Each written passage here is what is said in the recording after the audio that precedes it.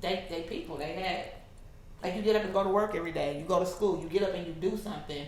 You make an effort towards it. Then why you can't do it? Yeah, I mean, why you can't reach that goal? You walk in that direction, you're gonna get there someday. Right. You might have to go around the corner and up a ladder because the bridge fell. Swim under the ocean or something. Nah, I can't swim. I can't tread water. That's another thing too. We taught ourselves how to swim and everything. Like, what did you do? You ran and jumped into the water? Yeah. Yeah, I think that's really it on that topic. No, y'all got anything else to say regarding the parenting style and everything? What was the next? Well, just pertaining to mom. Well, the next thing was anxiety. Like, I wanted to speak on the topic of anxiety and how it manifests in each of us individually, but in a different way. In a different way, and then how that can present and how it can be misinterpreted. Oh, yikes. But I guess I'll start with myself since I started with Day last time, and then we just kind of started with you with them. Okay. I think with me, and I made a post about this, I think yesterday. I can't remember if it was earlier today or yesterday, but for really all my life, at least since about middle school or early high school for sure, probably like freshman year of high school or middle school, I developed social anxiety somewhere around elementary school, middle school, something like that. And like people started telling me, I started getting this constant like, oh, you look mean, you look standoffish, what's your problem? You should smile. And people would assume I was arrogant, especially once I got to college. It was like, oh, they assumed I was arrogant or mean or cocky or that I just was full of myself. And I feel like that used to bother me, and it really used to bother me because I'm the, like, y'all know me, I'm the total opposite of that. Like, I'm a caring, big-hearted, just kind of goofy and stupid person. Like, I don't, like, so what they were seeing, and it wasn't immediately, I didn't know it immediately, but what they were seeing was my social anxiety presented as me pulling back from the crowd. So like if I was in big spaces or classrooms or whatever, I would always fade to the shadows. And I guess because on the outside, a lot of people find me handsome and decent looking. So like they think, okay, you a good looking person and you think you ain't speaking to nobody, you must think you better than everybody. So like I've always gotten, so people would find it hard to connect with me and I would find it hard to connect with people. So I think my anxiety manifests socially, and then it causes me to have a hard time making friends, honestly. I think so. Do you know how your anxiety manifests? Yeah, basically the same thing as Dareus's. It may cause social anxiety. I mean, it's socially kind of awkward or makes you nervous. Mm-hmm. You want to know what? I didn't realize it. I think I always put it to the back of my mind, but I was the same way, like very standoffish or kind of fade to the back. And I can remember being intentional. I was dating this boy in high school, and I was a freshman. And we would be at his family's, and I would never say nothing. I know, unbelievable that I wouldn't say nothing. Mm-hmm. And his family always was like, she's so quiet, she don't talk. And then I remember one day just inserting myself into a conversation. And just kind of never turning back? And never turn back. Like, it was the most awkward thing, but it was just like, just talk. Mm-hmm. And I can remember, like, I used to be scared to smile. And now everybody's like, oh, she always smiling. But I can remember seeing a picture of this young lady that I used to know. She passed away years ago. And I was like, she got the brightest smile. So I intentionally, like, I'm going to smile. You know, that's my smile is so big. But, like, I intentionally told myself, like, I'm going to talk to people. And that's just, I had to make it intentional. But I was like that. Very, like, and it was like, I came off stuck up or this. Yeah. You know, a lot of people thought that about me. I got that stuck up and mean. Stuck up, yeah. It's very on and off for me. Like what the anxiety? The anxiety, yeah. Like sometimes I can be the most talkative. It just flows and just like, but then other times it's like I'm waiting for my time to interject, and then I just never end up interjecting because I just don't know when the right time is, and like. Mm-hmm. I stutter over my words. I'm like, this is not how I talk. Like, and that'd be my thing. It's so like when I'm around, quiet, just be quiet. It's the stutter. It's almost like you present as a totally different person. Like, totally different person. Like, literally, I just be like, I promise this not me. Like, just give me. What's happening right now. I just don't know you like that. That's it. So my brain is like malfunctioning. But no, I think that it's not funny. I think that I don't know. I never to hear y'all talk about it. Mm-hmm. You know, I think that. I do like to say though that like I've come a long way. Like y'all remember when I was 12 years old and forgot my age at church? Like that. How old are you? I don't know. That was new. He just wanted the interaction to be over. Right. It's like, I don't know. Shut up. I don't know. Be quiet, lady. Why are you talking to me? Yeah. Anybody tell you to ask me my age? How old are you? I don't know. I was like, dang, that just took my son. I forgot all about that at Turner. Turner Chapel. Turner Chapel was Smyrna or Marietta? Marietta. Georgia? Yeah. Yeah.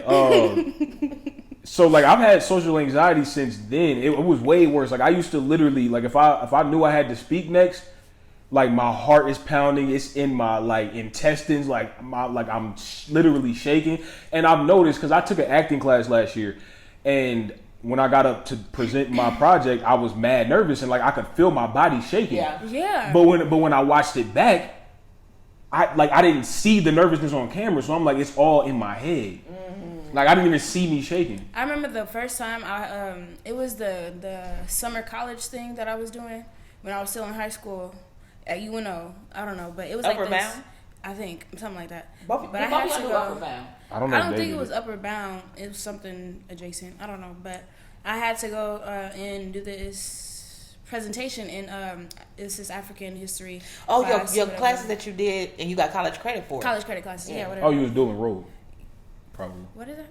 Dual enrolled? Oh, maybe. I just repeated. That's probably why you said, cause I was dual enrolled too at UNO, remember? Oh, that is fine. Hold on. He might have interrupted.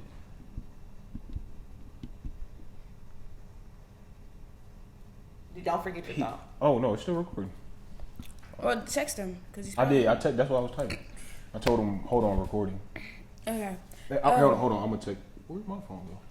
Oh, I'm going to text you from my phone.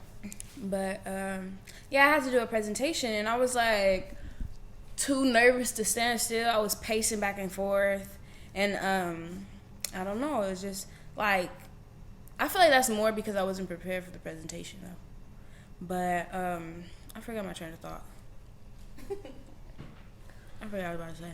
We was talking about anxiety. You was talking about summer program. Man, you went there and you had to give a presentation. Yeah, I had to give a presentation. I was walking back and forth, and I started to shake. Like my body is like derealization as heck. Like you know what I'm saying? Derealization. Like when I depersonalization. Is it? Are you trying to say depersonalization? Depersonalization. Yeah, that's what I'm trying to say. But like I just like everything turns into a game, and that's really what I be trying to avoid. Like when I start pacing or whatever. But like even when it comes to confrontation, that's when my social anxiety just like skyrockets. Like I just can't do none of that. Yeah.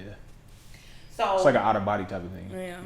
I used to experience that, and I'm trying to think of the different ways that I got over. I think again I intentionally put myself in those positions because you just said y'all talking about how y'all bodies felt. I can remember having a talk and right before like knowing I was next, I would swallow and and then I ended up I know I was the announcing clerk at church. I don't know if somebody asked me or if I volunteered, and so starting to get up. I didn't even realize, I guess I'm having a moment now, an aha moment. I didn't even realize that helped bring me out. Like doing the announcing and just talking in front of people to where it just came naturally. But y'all reminded me of like when I used to be nervous and scared to like talk. I think I was worried a lot about what people thought about me. Yeah. And just, for me, it was almost like, and I've told people this before, for me, it always feels like, I like to call it this imposter syndrome to the human experience. Almost like I'm an outsider, like I'm a guest to the human experience. I always feel like everybody else knows what they're doing except me. Like I always want to get it perfectly right. Like I got to be the best human. It's like we're always too self-aware. Yeah, like other humans people are supposed don't to think move. that much. Yeah, exactly. And I think it's because we haven't. And I've come to this realization recently. Like I think it's because we have an inner voice that not everybody has. Like I think that not everybody has that voice that creates anxiety, or are not that in tune with it. Yeah. On top of that, we don't know our full like genetic or like history regarding mental health, anxiety. Some of this is just inherited. Like a lot of this we just got because of it was passed down. But could that be the same thing? Main character syndrome. But yeah, that too. But could that go along with what I just said though? Because like, what if it's passed down because we're part of the same soul tribe, and that's just where our tribe comes from? Right. You get what I'm saying? Yeah, So we already have that inner voice because that's the type of beings we are for some reason or something like that. You know? Right. I feel like, dang it, I keep losing my train of thought. What you say? Main character syndrome? Yeah, main character syndrome. Like go ahead. Like I be feeling like it even gives me a headache. Like just doing stuff a human just does on a daily basis. Somebody watching me, I gotta do something. You know what I'm saying? Yeah. Like somebody watching me, I gotta do this right. Somebody watching me, like, why do I think like or just feeling like this is a movie or something. Like I'm the main character. Like somebody's gonna see me and somebody's gonna wanna or something. Or a similar feeling. I feel like it's the same feeling, but I'm gonna describe it a little differently. It almost feels like you doubt your every move, down to how you step, down to how you open the position bathroom your door, body, down to like how you lay on the pillow, down to how you wash this. Like you doubt overanalyzing everything. Yes, that's more what like, it is, and like caring about what people thinks about what you're doing. Yeah. Yeah, it's like, am I humaning right? Like, am I being? But it's like nobody's watching. Like what? Exactly. It's like, do 26-year-olds live in apartments like this? Am I doing this right? Yeah. Do 26-year-olds own cameras like that? Yeah. Like, I didn't see. Anxiety is not like that for me. Yeah, it's really it's terrible. literally every. Yeah, anxiety is not like that for me. Anxiety is more. It manifests itself as like physical, like illness for me. When I get anxiety, it's like, okay, I need to lay down. I'm having chest pains, or I don't feel good, or my body doesn't feel good, or it'll go from anxiety to hopelessness, Yeah. or like my anxiety quickly transfers into depression, and it stops me. I think I experienced that too. Yeah, but I think it goes a little deeper to the point where, like I just said, like, oh, does a 26-year-old live 26? like that's what I said. I never met one. I never knew that was existed. Yeah.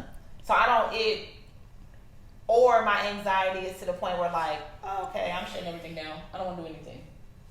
Yeah. I feel like I get like that, but I feel like I name that depression, just depression. Yeah, that's what that for me. When my anxiety shuts everything down, that's when I consider it depression. Yeah, because it's like it just caused me to kind of hate. Just my like just give up and hate every. Yeah, no, I call that depression. I forgot what I was about to say. Never mind. So maybe I don't even know how my anxiety. I don't know. Maybe I don't know. I haven't pinpointed. Actually, I don't know that I dealt with a lot of anxiety. Let me say that. I do have anxious moments. I realize you have anxiety attacks. Yeah, but it's not like, it's more of a dreadful, a fear, like I'm running out of time and I'm by myself. Oh no, not from but I'm running out of time and I'm by myself, and it's like, but you're not by yourself. Right. It's like everybody is here. I think I felt that. I think that's why I called you. Remember when I called you? Oh, and asked me if I was okay. Yeah. And I was just like, because that's exactly how I felt. Like I woke up and I was like, oh my God, I'm by myself. Where everybody at? Like, what's going on? Like, you know? Yeah. And so that's when I get anxious. That's what it is. Especially since I've gotten older, I get anxious moments as I'm getting older because it's a time thing. That's a whole other conversation too. Time. What is time? I mean, we know what it is, but like it's man-made. Like literally.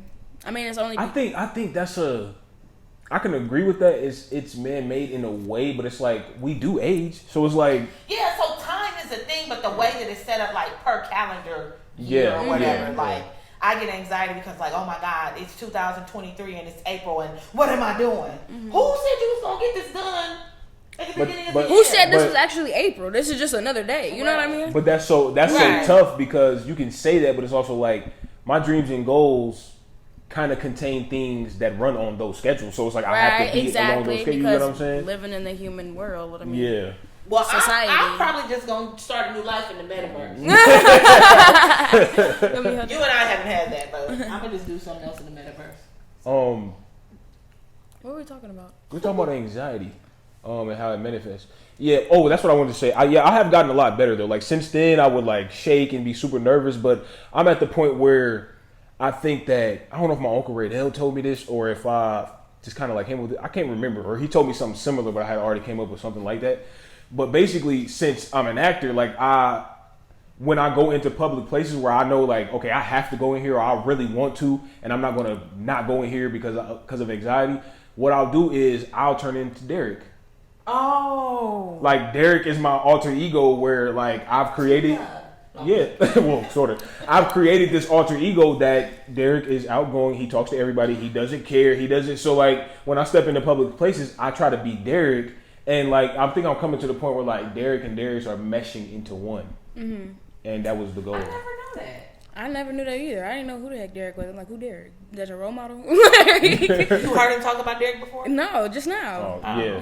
Yeah. Like if y'all ever see me being social and y'all like, I know you got social, but you acting real social right now. It's because like I've trained myself to like go in public and speak to people and talk to strangers and like intentionally talking to people. Yeah. And now it's just like that comes very natural for me now. I think I purposely talk to. For one, I want people to have a great day. Like I want your experience with me to like make your freaking day. Mm-hmm. Like I don't know what you might have been going through, but like we at the grocery store, you might be the clerk. I'm gonna say something to you. Right. Mm-hmm. And I think like I've told friends this a lot. Like when I'm in social settings, I'll just hit the mic. The things that have helped me kind of be more social and not care what people think and say and talk and do and dress and do anything I want to do without regard of what anybody might say or mumble or think or say when they leave is I'm like, I channel my mom. Like I like watching my mom go into places and just talk to everybody. Definitely. I'm like, I want to do that. Like I want to be able to talk to anybody,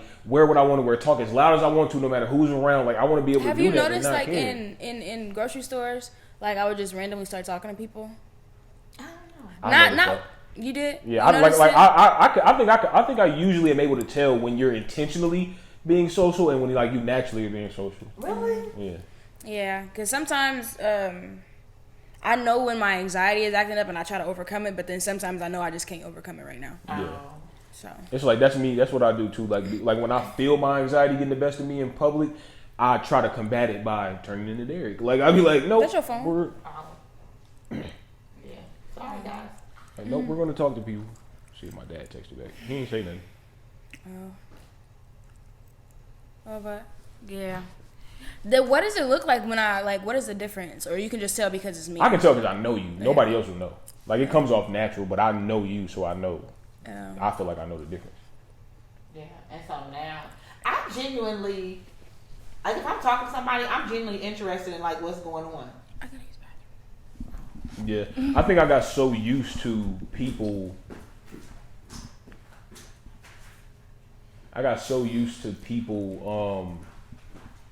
Like especially when I first started trying to force myself to be social, I felt like I didn't know how to do it, and I felt like people were receiving me wrong. Like they were like I wasn't talking right, or like my cadence wasn't right, or my tone wasn't right. So it was kind of like they would receive me wrong, and I'd be like, "Am I talking wrong? Am I doing this wrong?" And it would be like the opposite of confirmation that I'm doing. So it'd give me more anxiety. So that was a lot to work through. But yeah. I don't think I knew, but I didn't like how y'all talking about it. I didn't know to what level or extreme. Mm-hmm. Like I didn't know. That's why it gets debilitating, or it has been debilitating in the past, because it's like. It will literally just, I don't know, it can just take over and just take over in the sense of like infect everything in your life, like every aspect of your life. It's like all I'm trying to do is do the dishes, and somehow I'm having anxiety attack. Like, put these in first, or literally. I don't know if you knew how bad my OCD was as a kid. I don't think that I did. Mm-hmm. I know that I didn't. Cause it's still. I mean, I'm pretty sure if I was to like. Say everything that I do consist like when it comes to OCD and like a doctor was to listen to it, he would probably say it was like, all right, you definitely got something. But like I've never gotten a diagnosis for OCD. I think I just know I've always known what I do that would probably be considered OCD is not normal necessarily. Yeah. Like when I was a kid, like I think one manifestation of it is when I used to get really, really angry when my socks didn't align in my shoes. Oh yeah. Oh no, I did know that. Mm-hmm. I did know that because with like we're gonna go to the pancakes. Mm-hmm. Like you would get so frustrated, and I don't think I knew that for a long time. It was like, no, there's a certain way that I need to cut these pancakes. Mm-hmm. It ain't like I can't cut them. It's like it won't be still. I need it to be still so I can cut it. Yeah. Yeah, like my socks, like you know how where the seam, like where the sock meets, and that usually lands around your pinky toe somewhere. If they wouldn't be on the same spot in each shoe, I would I remember being like 3rd, 4th grade, like about to cry because it would not land right. Like taking my shoes on and off like 10 times in the morning. I just take my sock off. Like literally getting frustrated. And I remember I used to. Well, I'm not gonna say that on the podcast. That's a bit embarrassing. I guess I could tell you off camera, but like. There's this phrase that I still say to this day, and sometimes like I've been saying it my whole life. So like, you know what I'm realizing though is that I didn't understand it myself for a long time. Like y'all probably should have been diagnosed a long time ago with some things, but I didn't really understand my own. I didn't know that I had a diagnosis. Yeah. No, but we used to play around with it a lot, remember? Yeah, but like I didn't really know. I remember telling y'all, Dad, when we lived on Brown Street, like something is wrong. Like about something wrong. I couldn't put my finger on it. He's like, I know something wrong. I gotta go see somebody.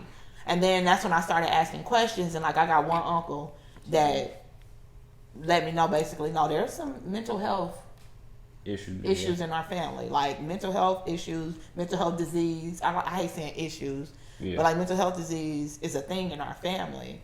And so when I do y'all remember when I started checking in? Yeah. With y'all, I'm like, if y'all feel this or if y'all feel that, because that's when I started to learn about it. But thank God and I don't think it probably felt like stumbling upon it, but I think that was divine. I think because like thank God you said something then and you started to be aware then, because who knows right if you what silent battles you're facing if you never opened the floor for that. Exactly.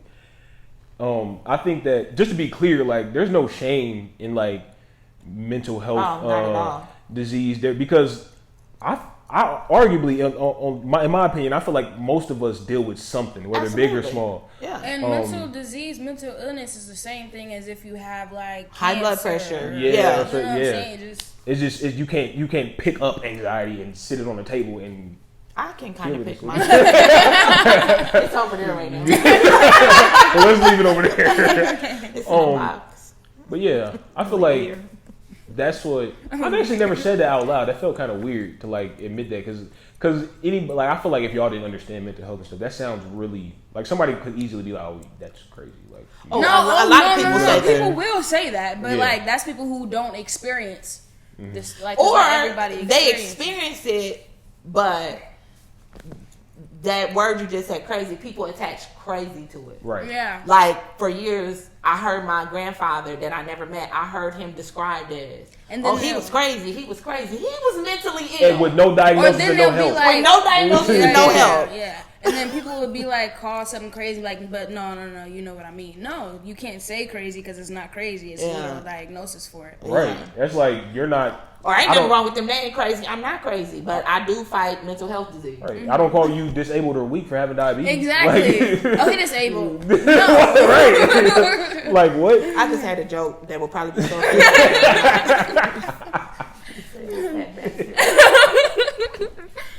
Like literally saying somebody crazy is the equivalent of saying somebody is disabled whenever they're sick. Oh, yeah. Disabled. Or just making fun of that, like you don't. His body don't work. Like what? Your earring came undone. You don't produce insulin. You disabled. Right, you got to prick your finger every day. What? Yeah, but I think it's such a stigma on mental health. But you know, it took me a long time, and then I started making a joke about my orange and blue pill. Baby, I takes that, and then but in a jokingly way, I guess that's how I introduced it to the world, to family, to people. Yeah, like girl, that orange and blue pill. But people can make fun and be like, "You crazy? You on medicine?" Yes, I am. But half of them smoke about 4 blunts a day or more, so they don't have to think. Right. That's you on medicine too. Right, you on medicine too. Like, right.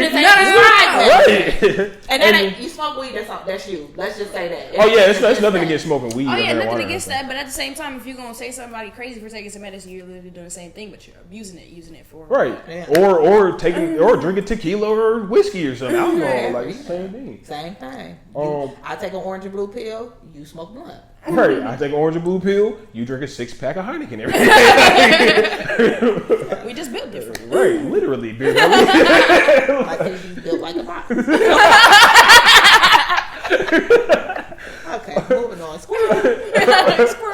Built like a box. A deep freezer.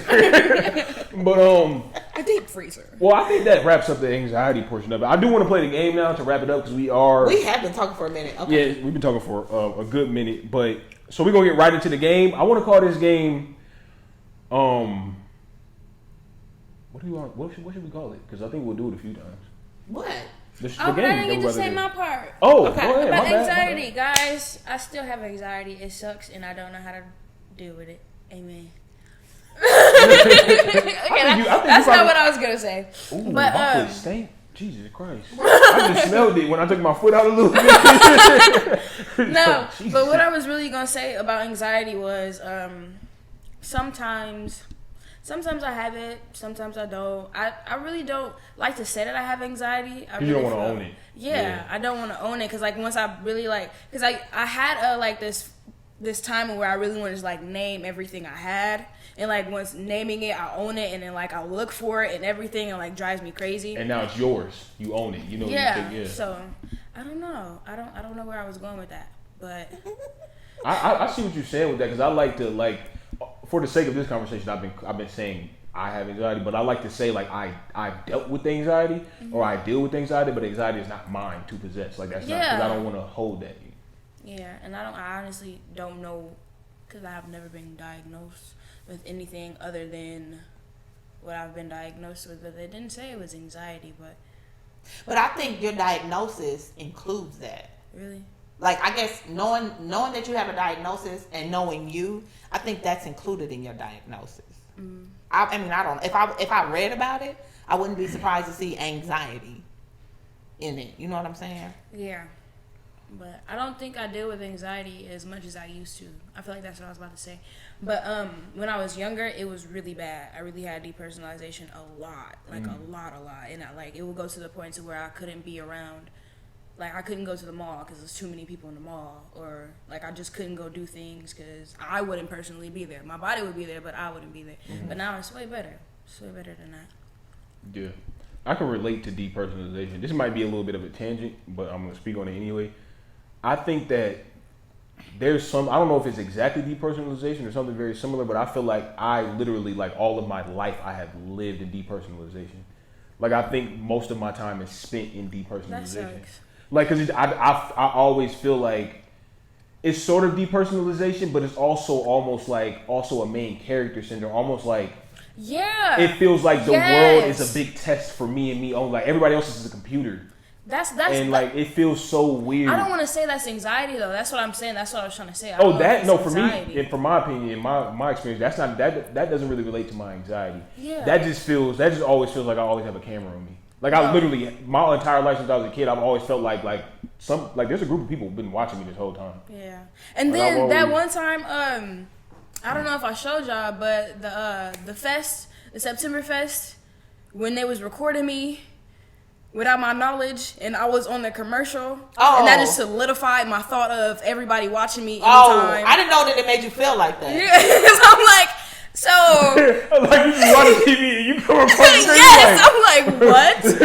So now it's just in my head. Everybody watching me. Explain. Go ahead. Oh no, go ask your question. So I feel like when I was younger, I experienced depersonalization, but I didn't know how to explain it, and especially when I was younger. I mean, like 6th grade younger. About maybe 5th, 6th grade.